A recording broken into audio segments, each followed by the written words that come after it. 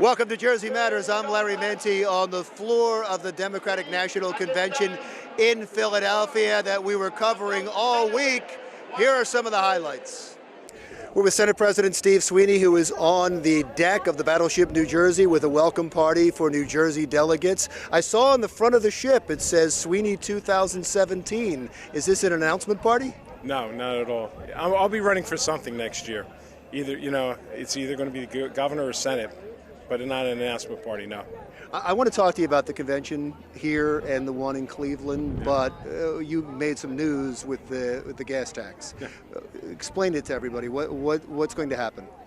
Well, we're coming in on Friday in the Budget Committee to amend the bill that the Assembly had passed, that the governor supported, into the bill almost identical to the one we originally agreed to with the Assembly. And then we're going to work to get the Republicans to vote to show enough support for an override, because we think it's critically important that we do that. It won't be tax neutral, right? It can't be. It can't be, Larry, but we're stretching as much as we can. You have $870 million in tax cuts in this. And there are things that we really think are important. We call it income retention. The earned income tax credit is going to help the working poor that retain more income even with the gas tax going up. But the retirees, which is something that I've been after forever, retirement income has been taxed at a low threshold. We want to raise it to $100,000. It's going to have an impact on 206,000 filers in the state of New Jersey. And the estate tax, which I think is probably one of the most controversial ones, is something that we feel we need to do to be competitive with New York. New York raised their threshold on the estate tax to $5.4 million. We're at $675,000. Well, New York doesn't have an inheritance tax. New Jersey has one. Oh, and there's one other one we did, which is a tax deduction of up to $3,000 for veterans. So we're trying to reach as many as we can to reduce taxes as much as we can, but we can't do a tax neutral like the governor said. And so the sales tax stays at 7%. Yeah, it can't. We can't bring it down. It would blow too big a hole in the budget. We were talking about $1.6 billion. We were talking more than doubling the tax cuts we were planning, and we're phasing them in over a 4-year period. We're confident we can absorb those costs and not crowd out everything else that we need to pay for in the state. Education, pensions, they're all important. So we just could not put that big a hole in our budget. It would have made it difficult for the next governor, whoever that may be. Make it impossible forever the next governor is to govern. We would have actually starved the state, and what you're talking about is massive cuts to education, and what I'm not supportive of. And someone said, well, if the governor, a new governor comes in, they'll just raise the sales tax back up. That's sneaky. That's sneaky. We're not into that, and we're not going to do that. Governor Christie says he will veto the gas tax the way it's coming out of the Senate. Do you have the votes to override the veto? We do in the Senate. We're working on the votes in the Assembly. We would really like to be able to work something out with the governor. We gave him something he said was ridiculous.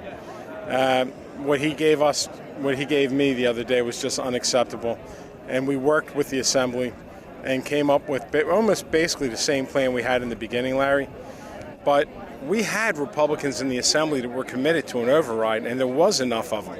So I think the really important for us is to try to find if we have the ability to override, I think the governor would be more willing to negotiate than he is right now. So I'm hoping we can find a solution rather than have another big fight over this.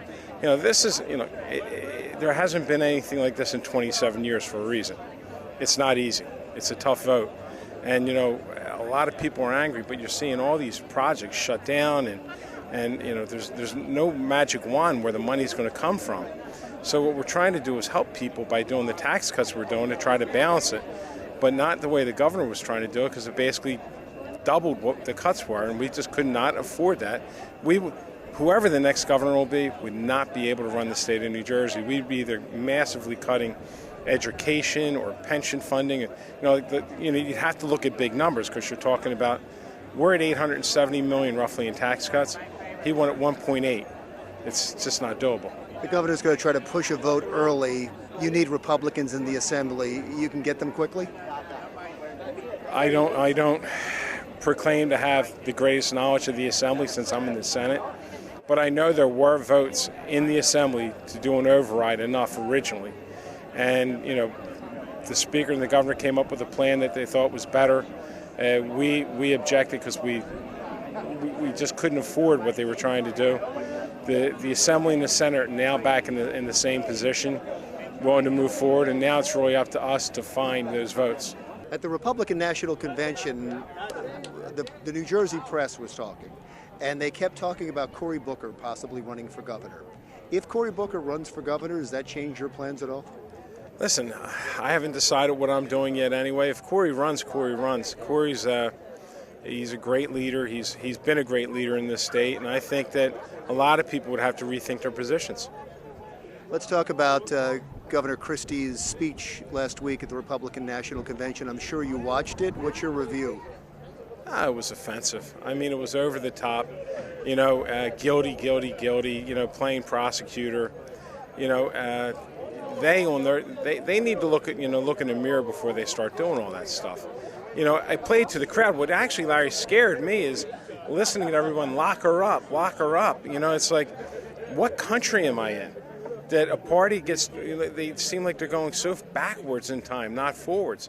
So for me, it's kind of scary to watch the way they handled themselves.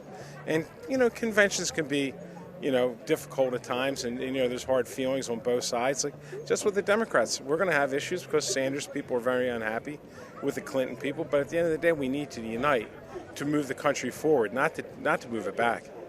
The Sanders people are even more upset because of this wiki leak of the emails that showed the Democratic National Committee was actively working against Bernie Sanders.